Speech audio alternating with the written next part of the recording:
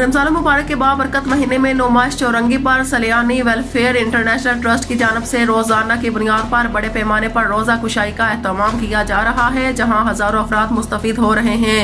मौजूद अफराद का कहना था कि इस महंगाई के दौर में सलियानी वेलफेयर की जानब से मुफ्त इफ्तारी और सैरी का इंतजाम एक बहुत बड़ी नेमत है। लोगों ने इदारे के जिम्मेदारान और रजाकारों की खिदमत को सराहते हुए इनके लिए दुआओं का इजहार किया।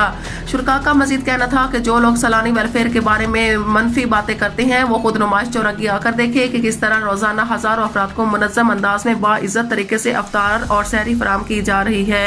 Reporter Rizwan Mughal, young star TV news.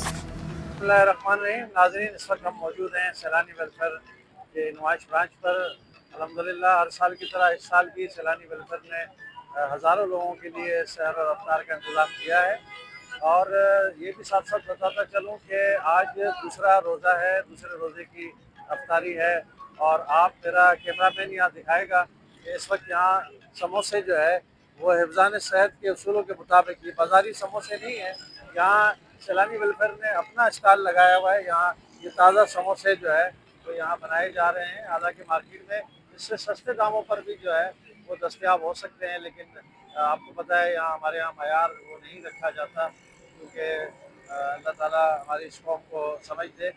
बहरहाल सैलानी वेलफेयर ने इसके लिए एक बेहतरीन एहतमाम किया हुआ है। इसके साथ साथ आप ये देख रहे हैं कि इस वक्त रोज़े में तकरीबन आधा घंटा बाकी है और ये तैयारियाँ शुरू पर हैं। तकरीबन 15 से 20 मिनट में जो है वो यहाँ पर लोगों को अफ्तारी का जो है वो सिस्टम दिया जाएगा।